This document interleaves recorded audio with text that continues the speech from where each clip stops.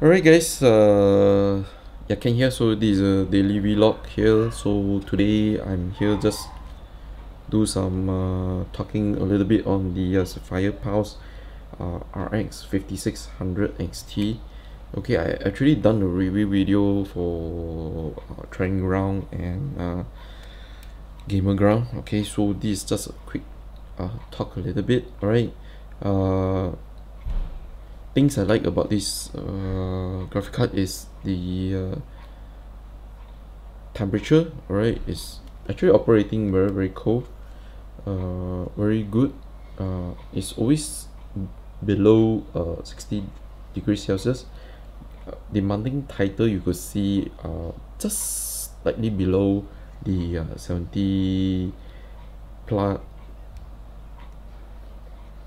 I haven't seen it reach more than 70 degrees Celsius. So yeah, you can see how good this card is. Then the other thing is the performance is actually delivering consistent 60 frames per second on 1080p monitors. So if you're a 1080p gamer, this is a card you should get. Consistent 60 frames per second. Alright, and I'm playing all is a AAA titles. So you can imagine if you're playing like esport title, older game titles, it will deliver even much better experience for you guys. Okay, the other thing I like is it's just slightly bigger. Alright, so I will still find it's a little bit compact. Alright, this graphic card. Okay, the other thing is the pricing.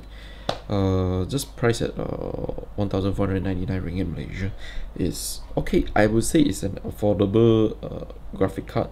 Okay, there are other affordable graphic card, but for a graphic card that could perform 60 frames per second on settings, everything on high, on a 1080p monitor, I think this is actually a good value for gamers. Alright, who wants 60 frames per second, 1080p gaming, high setting. Alright, I don't think you can get a lot of cards to perform at this price range. The other direct competitor for this graphic card is the RTX 2060. Both are actually trading blows quite similarly. Okay, I wouldn't say this is better than the other one. Both has its own pros and cons. RTX has a ray tracing tag. Okay, so if you're playing a lot of games that has ray tracing technology, you can turn it on. I'm not so sure whether this could turn it on, but for now I would say no. Alright, downside to this graphic card a little bit, I would say is this I'm not sure why the port selection there's only one HDMI. I'm actually hoping there's like this like 2 HDMI ports. There are 3 display ports here. Alright, not sure. Okay, but I would say generally a lot of people just use HDMI more. Okay, well, this is just a minor gripe. I don't think it's a very big issue. I think most all the 1080p gamers, they are just using one HDMI, so I think it's just optimum enough for them to use.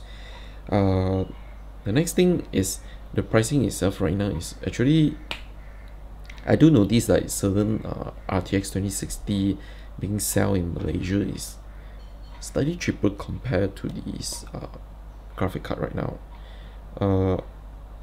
Yeah, if you really go online, you can see it's slightly much cheaper, right? Third thing, I would have to say the downside a little bit is if you are those kind of people that doesn't know that you need to update your BIOS, you need to update your Radeon software regularly, you have to be careful. All right. Why I say that is because when I review this graphic card, I only do notice there's actually a new BIOS was being released. So I think I have been using the original BIOS, which that's why I would say it's performing slightly lesser compared to RTX 2060. If you're using the latest BIOS, it will push the performance of this graphic card even perform slightly better than RTX 2060.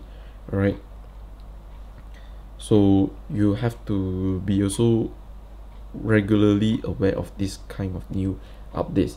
And also AMD actually also has updated this graphic card numerous times, so meaning you always have to be aware on these Radeon software updates, so your graphic card could perform on its optimum level. Alright, so again, this is just a minor gripe, not really a major deal, but be aware you have to be like consistent to update your software and BIOS on this graphic card. Alright, if you really plan to get it. Alright, so just some minor talk on this graphic card. Basically, if you really ask me would I be recommending it, yes, I would recommend those people that just they want to play a 1080p games, AAA titles at 60 frames per second.